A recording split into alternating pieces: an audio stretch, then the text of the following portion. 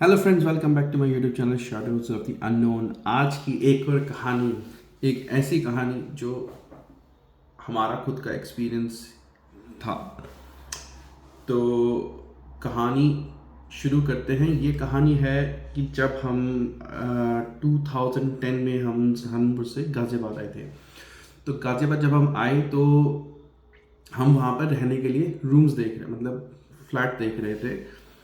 तो हमने एक एजेंट को बोला, प्रॉपर्टी एजेंट को, कि भाई हमें फ़्लैट देखना है, हमें कोई फ़्लैट अगर कोई अवेलेबल हो रेंट पे या तो हमें दिखा दो।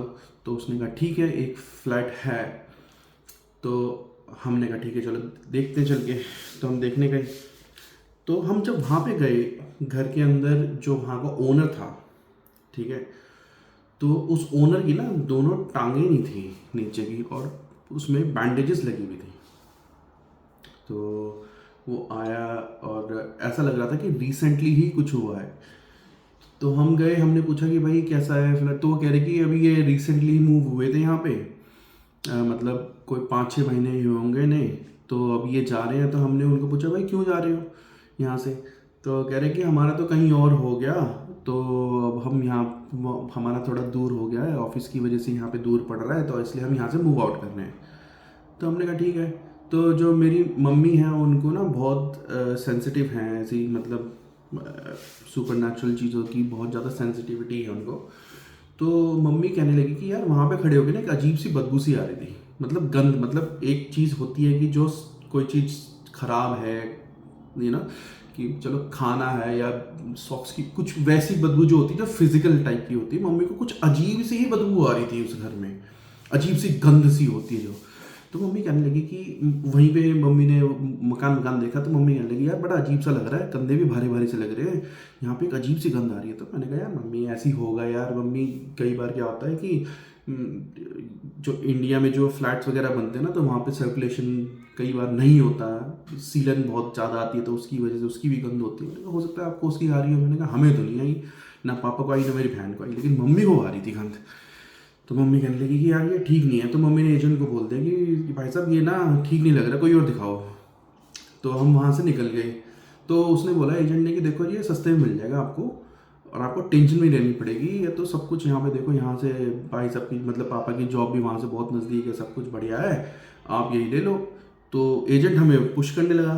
तो मम्मी ने कहा कि भाई मेरे को ना जब जब फील ठीक नहीं होता ना, तो मैं उसके लिए, तो मुझे ठीक नहीं लगता। तो मम्मी ने पापा को बोल दिया कि भाई मुझे ठीक नहीं लग रहा है, ये ठीक नहीं है हमारे लिए। तो पापा ने कहा भाई देखो, एजेंट को बोला कि आप कोई और ही दिखाओ, हम तो ये नहीं देखेंगे। तो हम चले गए। तो मम्मी जब सोई तो मम्मी कहने लगी कि रात को मम्मी को एक सपने में, मतलब सपना, इंट्यूशन देख बोल लो कि हुआ। तो जब मम्मी सोई थी तो एक बहुत बड़ा, एक अजीब सा, मतलब सफ़ेद कपड़ों में, लंबा चौड़ा, मतलब 8-9 फुट का दिखा। उसने कहा, वो मम्मी को बोलने लगा कि भूल के भी मत आ जाइए वहाँ पे, वो मेरी जगह है। वो जो था, वो आया था, उसकी तो टांगे मैंने काट दी, और अगर तुम आओगे तो तुम्हें भी, तुम्हारे साथ भी ऐसे ही होगा। तो वहाँ पे भूल के भी मत आना, वो मेरी जगह है, वो पहले बंद थी, वो अब फिर बंद होगी। तो मम्मी अगले दिन उठी, मम्मी ने बताया कि भाई ऐसे ऐसे सपना आया। तो मेरे पापा भी इन चीज़ों पर इतना विश्वास नहीं करते थे। मम्मी तो, हम हंसने लगे कि अरे 7-8 फुट का तुमने क्या देख लिया, खाली कोई खली वली तो नहीं देख ली वाइट वाइट कोई। तो मम्मी कहने लगी नहीं भाई देखो, ठीक नहीं है वो, मुझे लग रहा है जिन था वो।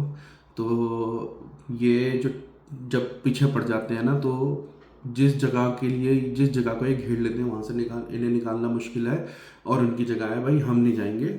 उसको, एजेंट को बोल देना भूल के भी वो खुलवाना मत, वो जगह हमें नहीं चाहिए, हम तो कहीं और ही देखेंगे। तो पापा ने कहा चलो ठीक है। अब जब मम्मी इतना ज़्यादा वो कर रही थी, इंसिस्ट कर रही थी कि नहीं भाई वहाँ नहीं जाना है, तो हमने कहा ठीक है नहीं जाएंगे। तो पापा को लगा कि यार पता करते हैं कि यार हुआ क्या है ना। तो पापा ने इधर उधर पूछा। फिर पापा के एक फ्रेंड है जो साथ में काम करते, तो पापा ने उन्हें बोला कि यार हम वो देखने गए थे फ्लैट, तो वो सस्ते में मिल रहा था, लेकिन मेरी वाइफ को ठीक नहीं लगा। तो मेरे पापा के कलीग कहने लगे कि भाई साहब भूल के भी मत, उसी एरिया के पास भी मत चले जाना कह रहे कि ये इतना हॉन्टेड है, ये तो बहुत मुश्किल फ्लैट है, वो ले आपको इसलिए ले गया कि आप नए लोग हो। ये एजेंट लोग तो आपको कहीं पे भी डाल देंगे, क्योंकि इनको तो कमीशन की, इनका तो कमीशन बैठता है, इन्हें तो कमीशन चाहिए। तो कह रहे कि जिसने वो फ्लैट लिया या तो वो मर गया या उसके साथ ऐसे तगड़े तगड़े एक्सीडेंट हुए हैं जिसमें उनकी टांगे गई हैं, हाथ गए हैं। कह रहे कि उसमें कोई मैक्सिमम 6 महीने, 7 महीने, 8 महीने, इससे ज़्यादा कोई टिक ही नहीं पाया है। जो जिसने भी टिकने की कोशिश करी है उसका कुछ ना कुछ हो गया है। तो पापा कहने लगे यार, यानी कि मम्मी ठीक कह रही थी कि वो ठीक नहीं है। तो कहने लगा हाँ भाई साहब, वो उधर तो सोचना भी मत, वहाँ पे चले गए, गलती से चले गए, लेकिन आगे जब जाओ तो आप हम लोगों को पूछ लिया करो किस एरिया में जा रहे हो, क्या है, कह रहे हैं यहाँ पे बहुत सारे ऐसे अपार्टमेंट हैं जो बिल्कुल बंद हैं और ये जो एजेंट लोग हैं ज़बरदस्ती चढ़ा देते हैं क्योंकि इनको कमीशन ज़्यादा दे देते हैं जो ओनर हैं। तो उस चीज़ से ना हमें ये समझ में आ गया कि यार जो लोग हैं ना, पैसे के लिए वो दूसरे को मरवा भी सकते हैं। मतलब ये मरवाने वाली बात तो है कि भाई जब तुम्हें पता है कि वहाँ पे 6 महीने से ज़्यादा कोई टिक नहीं पा रहा है, वहाँ पे कुछ प्रॉब्लम है, उसको इन्वेस्टिगेट करने की बजाय तुम और नए लोगों को चढ़ा रहे हो। अब हम नए थे, चलो मम्मी को तो एहसास हो गया, अगर नहीं हुआ होता तो क्या होता, हमारा भी कुछ ना कुछ ड्रामा हो जाता वहाँ पे, है ना। तो इंडिया में तो यार लोगों को ना सिर्फ पैसा देखना है, बस पैसा चाहिए। एजेंट को क्या चाहिए? पैसा चाहिए। और उस ओनर ने पक्का उसको ज़्यादा पैसे ऑफर करे होंगे कि भाई तू चढ़वा दे या बिकवा दे तो मैं तेरे को ज़्यादा कमीशन दूंगा। तो उस कमीशन के चक्कर में वो ले जाते हैं बलि चढ़वाने के लिए। भाई सिंपल सी बात है, अगर उस घर में कुछ प्रॉब्लम है या तो उसका उपचार करो या उसे बंद करो, मरवा क्यों रहे हो लोगों को, है ना। तो दोस्तों ये चीज़ें होती हैं, और ख़ासकर ये जिन जिन्नात का जो गेम होता है ये बड़ा खतरनाक होता है। ऐसी बात नहीं कि हटते नहीं है, हट जाते हैं, ये हटते भी हैं, लेकिन इनको हटाने का तरीका भी अलग होता है। ये हिंदू क्रिया से नहीं हटते, इसको इस्लामिक क्रिया से हटाना पड़ता है। और हटाने में भी आपको पूरी ऊर्जा लगानी पड़ेगी, आपकी इतनी ऊर्जा होनी चाहिए कि आप इनसे भिड़ सको। और इसमें ये नहीं होता कि इसमें पूरा इनका कबीला होता है। वो मैं किसी और दिन किसी वीडियो में बताऊंगा कि जिन जिन्नात जो होते हैं ये कितने, इनकी किस्में होती हैं, कितने टाइप होते हैं। और इसमें जो सबसे ज़्यादा खतरनाक जिसे माना जाता है, इफ़रीत जिन को माना जाता है। मरीद और इफ़रीत दो ऐसे जिन हैं, ये इतने खतरनाक हैं कि ये अगर ये किसी के साथ ये कहीं पे मिल गए आपको, तो आप इनसे लड़ नहीं सकते भाई साहब। आप कितने बड़े धुरंधर हो ना, अगर आप सोच रहे हो कि इनसे भिड़ लेंगे, ये आपको उठा के एक जगह से गायब भी कर सकते। इन इफ़रीत जो होता है उसमें इतनी ताकत होती है। और मरीद जिन जो होता है वो आपने जो देखा होगा ना, क्या कहते हैं, अलादीन का चिराग ब्लू कलर का, वो मरीद होता है, मरीद जिन बोलते हैं उसको। मरीद जिन के अंदर इतनी पावर होती है कि वो खुद मैजिक भी कर सकता है, वो आपके मंत्र तंत्रों की काट भी, वो तंत्र भी कर सकता है, वो मंत्र भी कर सकता है, और वो बड़े बड़े कबीलों का आह्वान कर सकता है। मतलब एक कबीले में सोचो आप 50,000 60,000 जिन हैं, अगर उसने एक कबीले को भी बुला लिया तो आप 50-60 हज़ार से कैसे लड़ोगे? लड़ना मुश्किल है ना। तो उसमें फिर इनके साथ पैक्ट करना पड़ता है कि भाई ठीक है, हम इस चीज़ के लिए राज़ी हो रहे हैं, तुझे इस चीज़ के लिए राज़ी होना पड़ेगा। लेकिन वो भी उस तरीके से होता है जिस तरीके के वो हैं।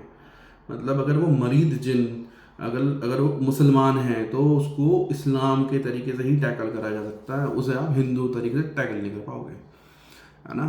क्योंकि उनके ऊपर वो रिस्ट्रिक्शंस लगी हुई होती हैं, वो चीज़ें वैसे ही काम करती हैं जिस तरीके से एक धर्म। तो इसलिए आप कभी भी जाओ, किसी भी घर में जाओ, तो इन चीज़ों का ख्याल रखना पड़ता है। अगर एजेंटों के चक्कर में रहे तो भाई साहब एजेंट मरवाने में कभी कोई कमी नहीं छोड़ेंगे, है ना।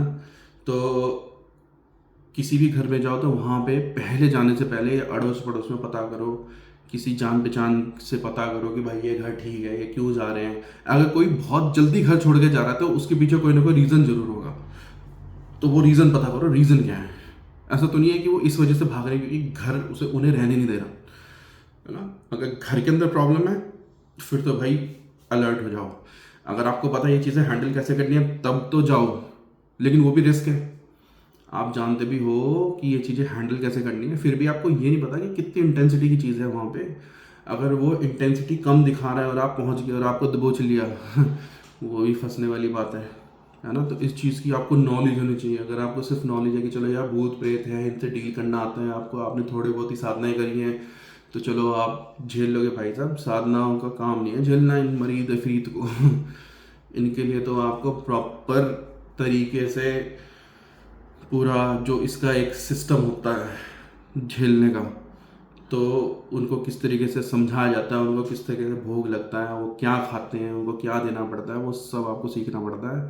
सीख के फिर उसका पूरा इंतजाम बिठा के साथ में अलग अपनी शक्तियाँ लगा के घुसना पड़ता है, तब जाके इस चीज़ का इलाज होता है। नहीं तो एक बार फंस गए तो आप गए, फंस गए तो फंस गए, फिर निकलना बड़ा मुश्किल है। ये चीज़ें तो आपके पीछे पीछे आती हैं, आप वहाँ पे इन्हें एक बार पिस ऑफ कर दो, फिर देखो ये आपके पीछे पीछे चलेंगी। आप जहाँ जाओगे आपके पीछे चलेंगी, आपके काम पे आपकी ऐसी तैसी कर देंगी, आप कहीं कुछ लेने जाओगे वहाँ नुकसान करेंगे, पैसे का नुकसान करेंगे, ये पैसे तक आपकी जेब से गायब कर देंगे। पैसे चुरा लेते हैं ये, आपके घर में आपके कपड़े फूंक देंगे, कपड़े काट देंगे आपकी। अगर ढंग का कोई इफरीत पड़ गया पीछे, अगर ढंग का इफरीत पड़ गया, आप सो गए यहाँ पे, उठोगे कहीं और, इतना तक कर देते हैं। तो भाई इन चीज़ों से जितना बचा जाए उतना अच्छा है। और आजकल ये जो चल रहा है ना ट्रेंड की, चलो भूत देखने चलते हैं, चलो ये भाई मत करो, क्योंकि एक बार आप इन लफड़ों में पड़ गए ना तो फिर इसमें आप पीछे नहीं आ सकते, आपको फिर आगे आगे चलना है। मैं पढ़ा इन चीज़ों में, मुझे बहुत इंटरेस्ट था, तो भाई फिर पीछे नहीं, फिर आगे आगे, क्योंकि फिर आपके साथ वही चीज़ें इतनी ज़्यादा होती हैं, फिर आपके पास ऑप्शन नहीं है, या तो आप इनके आगे सरेंडर करो या फिर इनको जानो कि यार इनसे कैसे लड़ा जाए, क्या करा जाए। आपको फिर ढूंढना पड़ेगा, किससे सीखोगे भाई, किससे सीखोगे आप। जॉब, मैंने तो जॉब छोड़ी, सब कुछ छोड़ा, गया मैं किसी गाँव में जाके मैं रहा, सीखा ये 6 महीने तो, क्योंकि साधना मैंने सीखी थी, मेरे गुरु अलग है, नाथ संप्रदाय के गुरु हैं। फिर साधना अलग चीज़ है भाई, तंत्र अलग चीज़ है, तंत्र बिल्कुल ही अलग चीज़ है। और वो भी मुझे ये लगा कि मैंने साधनाएं करी है, मैंने बड़ी बड़ी शक्तियों के मंत्रों की साधना करी है, तो अब मैं कुछ भी झेल जाऊंगा। भाई साहब तंत्र जब चलता है ना, तंत्र की तो टेक्नोलॉजी ही अलग है, साधना मंत्रों की टेक्नोलॉजी अलग है भाई। तंत्र की ऐसी टेक्नोलॉजी है कि आप उस चीज़ की काट तब करोगे जब आपका मुंह चलेगा, दिमाग चलेगा। तंत्र तो वही चीज़ मान देंगे आपकी, चलाओ कैसे चलाओगे, मतलब आपके पास, आपने बंदूक चलाने की पूरी प्रैक्टिस करी हुई है, आपने खूब फायरिंग रेंज में जाके फायरिंग की प्रैक्टिस करी है, और आपसे कोई आपकी बंदूक में से गोलियां निकालने, चला लो, चलाओ, क्या चलाओ, बंदूक लेके सर पे मारोगे क्या उसे। ये चीज़ें हैं भाई, तंत्र अलग चीज़ है। तो अगर आप इन चीज़ों में आ रहे हो, आपको फिर सारी चीज़ें सीखनी पड़ती हैं, आपको साधना भी करनी पड़ेगी 21 दिन की, 40 दिन की, और वो भी ये नहीं कि एक बार कर ली हो गया, कोई नहीं। बहुत जो बड़ी शक्तियाँ होती हैं उनकी तो भाई लगे रहो, लगे रहो। एक तो मुझे 3 साल तक कंटिन्यूस करनी पड़ी, 3 साल तक डेली बैठ के, 3 साल, ठीक है। और वो चीज़ भी फेल हो गई जब तंत्र चला साला, तो इसलिए जब तंत्र सीखा तो समझ में आया यार ये क्या चक्कर है, तो कुछ और ही आयाम हैं ये तो सारे। तो दोस्तों इन चीज़ों से जितना बचा जाए उतना बचो, अपना फोकस करो। आगे की वीडियोस में और भी वीडियोस हैं जिसमें मैं और भी इंफॉर्मेशन लेके आऊँगा, और धीरे धीरे मैं ऐसी वीडियोस बनाऊँगा जिसमें मैं आपको एक बिल्कुल सिंपल टेक्निक्स जो आप घर में कर सकते हो इन चीज़ों से बचने के लिए, और अगर ये चीज़ें आपके साथ हो रही है तो उनको हटाने के लिए, जो मेरी अपनी अंडरस्टैंडिंग लगी, मेरा अपना एक्सपीरियंस है, वो सारा मैं शेयर करूँगा। तो आप हमारी वीडियो के साथ बने रहें। हमारी वीडियो अगर अच्छी लगे तो लाइक करें, शेयर करें, सब्सक्राइब करें। आपका दिल मंगल में हो। धन्यवाद।